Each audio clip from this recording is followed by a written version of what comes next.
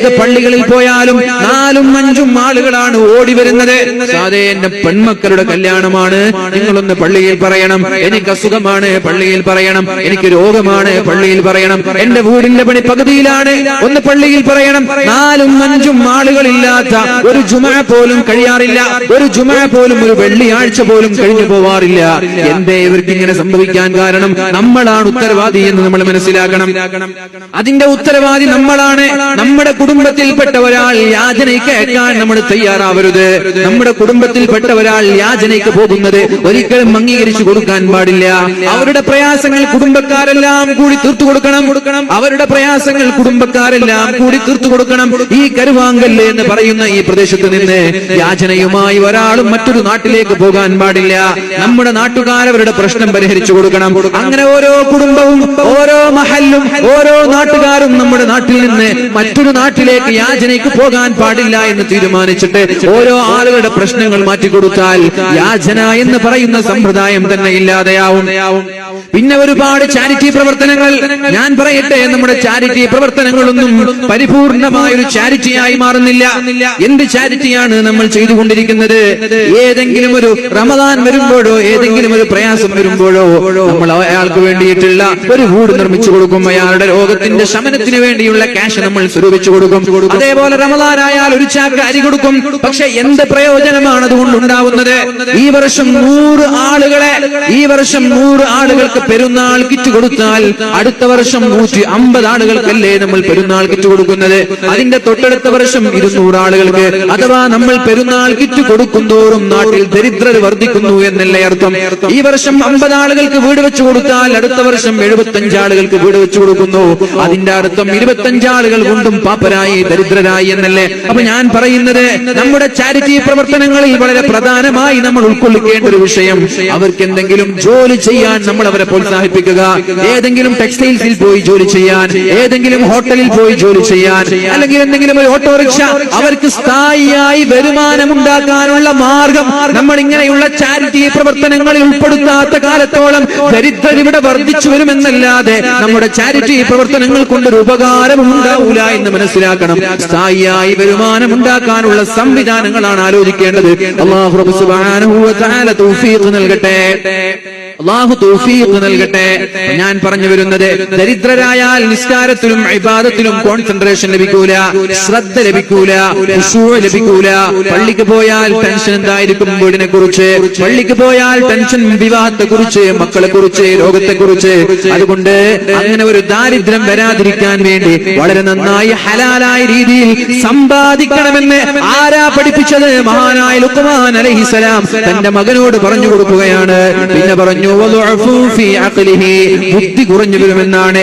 ദാരിദ്ര്യത്തിലേക്ക് നമ്മൾ വീഴുന്തോറും നമ്മുടെ ബുദ്ധി കുറഞ്ഞു വരുമെന്നാണ്. മൂന്നാമതായി പറഞ്ഞത്, നമ്മുടെ മാന്യത നഷ്ടപ്പെടുമെന്നാണ്. ദാരിദ്ര്യത്തിന്റെ പടുകുഴിയിലകപ്പെട്ടാൽ 4 ആളുകളുടെ മുമ്പിൽ കൈനീട്ടേണ്ടി വന്നാൽ നമ്മുടെ അന്തസ്സല്ലേ നഷ്ടപ്പെടുന്നത്? നമ്മുടെ മാന്യതയല്ലേ നഷ്ടപ്പെടുന്നത്?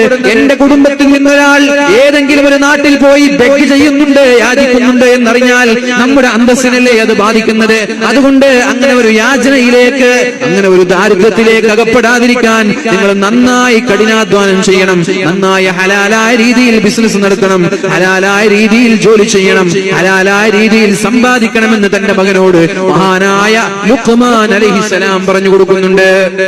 അപ്പൊ സമ്പാദിക്കാൻ 30-40 വയസ്സാവണമെന്നില്ല. 15 വയസ്സായാൽ തുടങ്ങണം. 15 വയസ്സ് വരെ മാതാപിതാക്കളുടെ ബാധ്യതയാണ്. പ്രായപൂർത്തി എത്തുന്നത് വരെ വളർത്തൽ മാതാപിതാക്കളുടെ ബാധ്യതയാണ്. ഒരു പുരുഷനെ സംബന്ധിച്ചിടത്തോളം, ഒരു ആണിനെ സംബന്ധിച്ചിടത്തോളം പിതാവ് വളർത്തണം പ്രായപൂർത്തി എത്തുന്നത് വരെ. ഒരു പെണ്ണാണെങ്കിലോ അവളുടെ വിവാഹം വരെ പിതാവിന്റെ കടമയാണ്. ഒരു പെൺകുട്ടിയാണെങ്കിൽ ആ പെൺകുട്ടിയുടെ വിവാഹം വരെ മാതാപിതാക്കളുടെ സംരക്ഷണത്തിലാണ്. ഈ മാതാപിതാക്കളാണ് അവരെ വളർത്തേണ്ടത്. എന്നാൽ ഒരു ആൺകുട്ടിയാണെങ്കിൽ പ്രായപൂർത്തി എത്തുന്നത് വരെയാണ് മാതാപിതാക്കളുടെ കടമ. അതിനുശേഷമുള്ളതവൻ സ്വന്തമായി സമ്പാദിക്കാൻ അവനെ പഠിപ്പിക്കണം. മുഅ്മിനീങ്ങളെ, മടിയന്മാരാക്കി അലസന്മാരാക്കി മാറ്റരുത്. രാത്രിയായാൽ കിടന്നുറങ്ങാതെ ടർഫിൽ പോയി കളിക്കുന്ന ഒരു സംവിധാനമാണ് ഇന്ന് നിലവിൽ കണ്ടുകൊണ്ടിരിക്കുന്നത്. ഒരു ജോലിയുണ്ട്, ഒരു ജോലിയില്ല, പിന്നെ ഇങ്ങനെ ജീവിക്കുന്നു. ആരാ ക്യാഷ് കൊടുക്കുന്നത്? അതിനിടയിലാണ് ലഹരി പോലെയുള്ള പദാർത്ഥങ്ങൾ ഉപയോഗിക്കുന്നത്, അതിനിടയിലാണ് മയക്കുമരുന്ന് പോലെയുള്ള പദാർത്ഥങ്ങൾ ഉപയോഗിക്കുന്നത്. വളരെ പ്രധാനമാണ് പ്രധാനമായി മനസ്സിലാക്കണം. വളരെ നേരത്തെ ഞാൻ പറഞ്ഞ വിഷയം, അല്ലാഹു തആല പറഞ്ഞു, നിങ്ങൾ നല്ലതേ തിന്നാൻ പാടുള്ളൂ, നല്ലതേ നിങ്ങൾ സമ്പാദിക്കാൻ പാടുള്ളൂ. കാരണം ലാ യഖ്ബലുല്ലാഹു ഇല്ലാ തയ്യിബാ, അല്ലാഹു തആല നല്ലത് മാത്രമേ സ്വീകരിക്കുള്ളൂ എന്നാണ് പറഞ്ഞത്. ആ നല്ലതിൽ നിന്ന് മാറിപ്പോയി ലഹരി ഉപയോഗങ്ങൾ, നമ്മുടെ കള്ളായാലും മയക്കുമരുന്നായാലും കഞ്ചാവായാലും, എന്റെ പ്രിയമുള്ള മുഅ്മിനീങ്ങളെ, ഹറാമാണ്, അല്ലാഹു നിഷിദ്ധമാക്കിയതാണത്. മഹാനായ ജഅഫർ തയ്യാർ എന്ന് പറയുന്ന പ്രഗൽഭനായ ഒരു സ്വഹാബിക്ക് 4 പ്രത്യേകതകൾ ഉണ്ടായിരുന്നു എന്ന് ഒരിക്കൽ മഹാനായ ജിബ്രീൽ അലൈഹിസ്സലാം നബി തങ്ങളോട് പറഞ്ഞു കൊടുക്കുന്നുണ്ട്. ജിബ്രീൽ അലൈഹിസ്സലാം നബി തങ്ങളോട് പറയുകയാണ്, മഹാനായ ജഅഫർ തയ്യാർ എന്ന് പറയുന്ന സ്വഹാബിക്ക് 4 പ്രത്യേകതകൾ ജാഹിലിയ്യ കാലത്ത് തന്നെയുണ്ട്. അഥവാ അദ്ദേഹം മുസ്ലിമാകുന്നതിന് മുമ്പേ 4 കാര്യങ്ങളുണ്ട്, മുസ്ലിമായതിനു ശേഷവും 4 പ്രത്യേകതകൾ അയാളിലുണ്ട്. അപ്പോഴാണ് മഹാനായ ജഅഫർ തങ്ങളോട് നബി തങ്ങൾ ചോദിക്കുന്നത്, അല്ലയോ ജഅഫറേ, യാ ജഅഫർ, എന്താണ് നിങ്ങൾക്കുള്ള 4 പ്രത്യേകത? ജാഹിലിയ്യ കാലത്തും ഇന്നും നിങ്ങൾ സൂക്ഷിച്ചുകൊണ്ടിരിക്കുന്ന ആ 4 പ്രത്യേകതകൾ എന്താണ് എന്ന് ചോദിച്ചപ്പോൾ മഹാനായ ജഅഫർ റളിയല്ലാഹു അൻഹു പറഞ്ഞു കൊടുക്കുകയുണ്ടായി, യാ റസൂലല്ലാഹ്, അല്ലാഹുവിന്റെ റസൂലേ, നിങ്ങൾ എന്നോട് ചോദിച്ചില്ലായിരുന്നുവെങ്കിൽ ഞാൻ നിങ്ങളോട് പറഞ്ഞു തരുമായിരുന്നില്ല. ഒന്നാമത്തേത്, മാ ശരിബ്തുൽ ഖംറ ഖത്തു, അല്ലാഹുവിന്റെ ഹബീബേ, എന്റെ ജീവിതത്തിൽ ഞാൻ കള്ളു കുടിച്ചിട്ടേ ഇല്ല. ഒന്ന് എണീറ്റിക്കെല്ലാരും, സല്ലു അലാ സയ്യിദിനാ മുഹമ്മദ്, ഉറക്കെ സ്വലാത്ത്.